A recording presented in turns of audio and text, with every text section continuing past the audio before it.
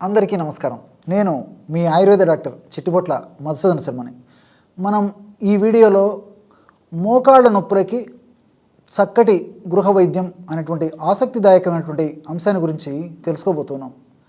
ఈ రోజుల్లో చిన్న వయస్సులోనే మోకాళ్ళ నొప్పుల సమస్యలు రావడం చాలా దురదృష్టకరమైనటువంటి పరిణామం. ఈ మోకాళ్ళ నొప్పుల సమస్యని సర్వసాధారణంగా ఆధునిక వైద్యంలో ఆస్టియో ఆర్థరైటిస్ అనేటువంటి పేరుతో పిలుస్తూ ఉంటారు.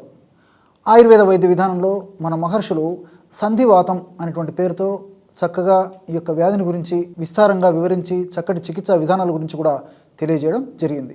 ఆయుర్వేద వైద్య విధానంలో వాత వ్యాధులు 80 రకాలుగా చెప్పబడ్డాయి. ఆ 80 రకాలైనటువంటి వాత వ్యాధుల్లో సంధివాతం అనేటువంటి ఒక వాత వ్యాధిని కూడా మన మహర్షులు చేర్చడం జరిగింది. మరి ఈ యొక్క సమస్య వచ్చినప్పుడు కొంతమందిలో ప్రారంభంలో మొట్టమొదట ఒక కాలే మొదలయ్యి తర్వాత కొన్నాళ్ళకి క్రమక్రమంగా ఆ ఒక కాలులో ఉన్నటువంటి సమస్య పెరిగిపోవడమే కాకుండా మరొక కాలికి కూడా ఈ నొప్పి వచ్చేటువంటి పరిస్థితి ఏర్పడుతూ ఉంటుంది. ఈ సమస్య వచ్చే కొద్దీ మెట్లు ఎక్కడం కష్టంగా ఉంటుంది, దిగడం కష్టంగా ఉంటుంది, అదేవిధంగా కూర్చోవడము లేవడం కష్టంగా ఉంటుంది, వంగడం కష్టంగా ఉంటుంది, ఏదన్నా పని చేసుకోవడం కష్టంగా ఉంటుంది, ఫ్రీగా నడవడం కష్టంగా ఉంటుంది. ఇలా ప్రతి పని కూడా ఇబ్బందికరంగా ఉండేటువంటి పరిస్థితి ఏర్పడుతూ ఉంటుంది. ఆధునికంగా మనం ఆలోచించినట్లయితే అసలు ఈ మోకాళ్ళ నొప్పులు ఎందుకు వస్తాయని చెప్పేసి ఆలోచించినట్లయితే అనేక రకాలైనటువంటి కారణాల వల్ల మోకాళ్ళ భాగంలో వివిధ రకాలైనటువంటి హానికారకమైనటువంటి రసాయన పదార్థాలు ఉత్పత్తి అయ్యి ఆ హానికారకమైనటువంటి రసాయన పదార్థాలు ఉత్పత్తి ప్రభావం చేత మోకాళ్ళని దెబ్బతీస్తాయన్నమాట. ఈ యొక్క ప్రక్రియనంతా ఇన్ఫ్లమేషన్ అనేటువంటి ప్రక్రియతో చెప్తుంటారు. ఈ ఇన్ఫ్లమేషన్ అనేటువంటి ప్రక్రియలో హానికారకమైనటువంటి పదార్థాలు అంటే ఇన్ఫ్లమేటరీ మీడియేటర్స్, సైటోకైన్స్, ఇంటర్లికిన్స్ ఇలాంటివి అనేక రకాలైనటువంటి హానికారకమైనటువంటి పదార్థాలు రసాయనాలు ఉత్పత్తి అవుతుంటాయి. ఇవి ఉత్పత్తి అయినప్పుడు ఆ మోకాలు కీలుని అంటే ఆ జాయింట్ని డ్యామేజ్ చేసేస్తాయి. ఈ డ్యామేజ్ చేయడం వల్ల కండరాలు దెబ్బతింటాయి, మోకాలు భాగంలో ఎముకలు దెబ్బతింటాయి, అంతేకాకుండా లోపల ఉన్నటువంటి ఆ కీలు కూడా దెబ్బతింటుంది. ఈ విధంగా ఈ 3 దెబ్బతినడం వల్ల ఆ కండరాల నొప్పి, ఆ భాగంలో వాపు రావడము, అదేవిధంగా ఒక్కొక్కసారి కొంతమందిలో శబ్దం రావడము, అంటే మనం కూర్చున్నప్పుడు, లేచినప్పుడు, మెట్లు ఎక్కినప్పుడు, దిగినప్పుడు, నడిచినప్పుడు శబ్దం రావడము, ఇలా అనేక రకాలైనటువంటి సమస్యలు కలుగుతుంటాయి. ఈ మోకాళ్ళ నొప్పి సమస్య ఉన్నప్పుడు ఇంతేకాకుండా కండరాల భాగంలో కొన్ని రకాలైనటువంటి ఎంజైమ్స్ కూడా ఉత్పత్తి కావన్నమాట.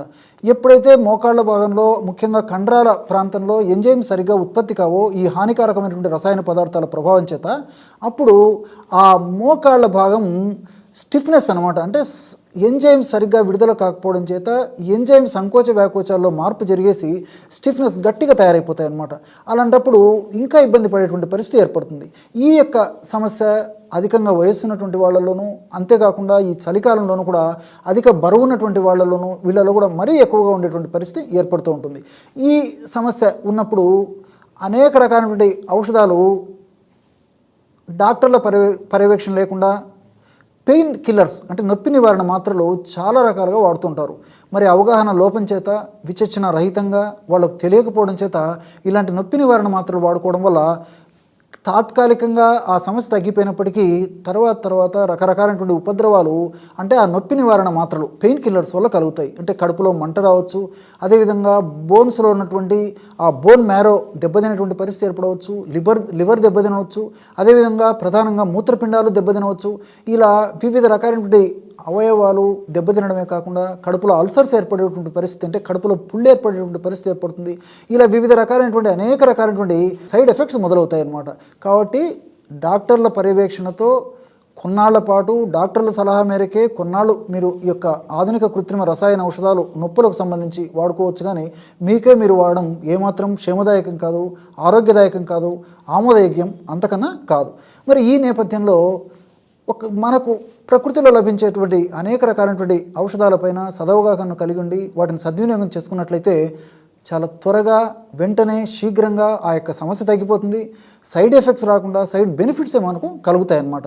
మరి అలాంటి ఔషధ యోగాల్లో మీకే మీరు తయారు చేసుకోదగ్గ సులువైనటువంటి ఔషధయోగాన్ని మనం ఈ వీడియోలో తెలుసుకోబోతున్నాం. ఆ తైలం తయారీకి కావలసినటువంటి పదార్థాలు 4.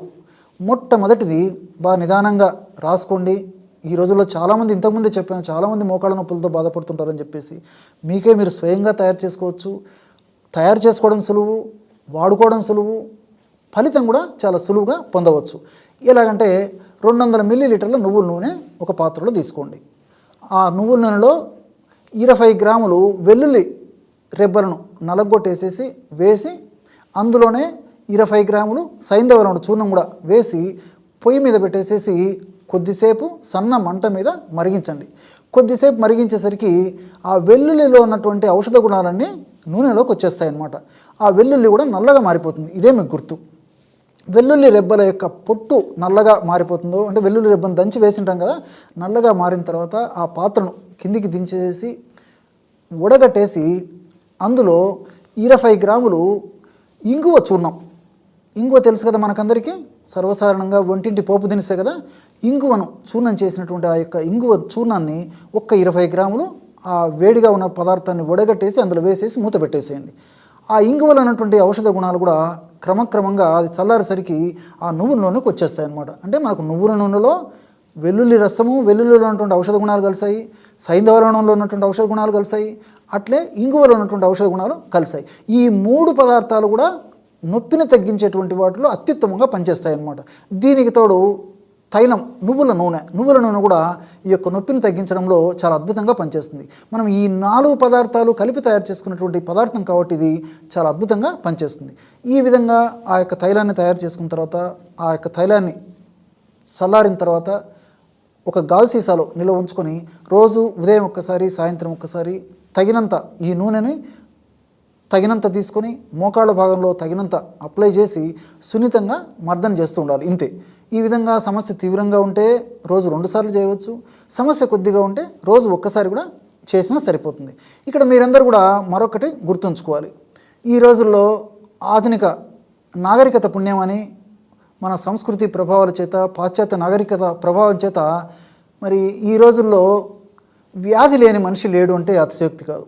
అంటే బీపీ అన్నా ఉంటుంది, గ్యాస్ట్రిక్ ట్రబుల్ అన్నా ఉంటుంది, అదేవిధంగా షుగర్ అన్నా ఉంటుంది, ఇతర అనేక రకాలైనటువంటి లివర్ సమస్యలను ఉంటాయి, కిడ్నీ సమస్యలను ఉంటాయి. ఇలా ప్రతిరోజు ఇంచుమించు ప్రతి ఒక్కరు కూడా కనీసం 3-4 రకాల మందులు వాడేటువంటి పరిస్థితి ఏర్పడిందనమాట. ఈ నేపథ్యంలో చాలామంది డాక్టర్ గారు ఈ నొప్పులతో బాధపడుతున్నాము, మళ్ళీ ఈ నొప్పులకు సంబంధించి కూడా మరి మందులు అంటే వాడడం కష్టమవుతున్నామని చెప్పేసి కూడా కొంతమంది బాధపడుతూ ఉంటారనమాట. మరి అలాంటి వాళ్ళు నొప్పి కొద్దిగా ఉండి, ఒక కాలికే ఉండి, కొన్నాళ్ళ నుంచే ఉందైతే కేవలం ఈ మందే సరిపోతుందన్నమాట. మన కడుపులోకి వాడవలసినటువంటి అవసరం కూడా లేదు. ఈ మందును వాడుకోవడం వల్ల నొప్పి, పోటు, సలుపు, బాధ ఇలాంటివన్నీ తగ్గిపోతాయి, కంఫర్టబిలిటీ వస్తుంది, సైడ్ ఎఫెక్ట్స్ ఉండవు, సైడ్ బెనిఫిట్స్ ఉంటాయి. కాబట్టి మరి ఇలాంటి సమస్యతో బాధపడేటువంటి వాళ్ళు ఎవరైనా ఉంటే ఈ ప్రకృతి ప్రసాదించినటువంటి ఈ యొక్క ఔషధాన్ని తయారు చేసుకొని వాడుకొని చాలా చక్కగా లబ్ధి పొందవచ్చు. చూశారు కదా ఎటువంటి సులువైనటువంటి ఔషధయోగాన్ని మోకాళ్ళ నొప్పుల సమస్య తగ్గేందుకు ఈ వీడియోలో తెలుసుకున్నారో. మరొక వీడియోలో మరొక అంశంతో మళ్ళీ కలుద్దాం. అంతవరకు నమస్కారం. మీ చిట్టిపొట్ల.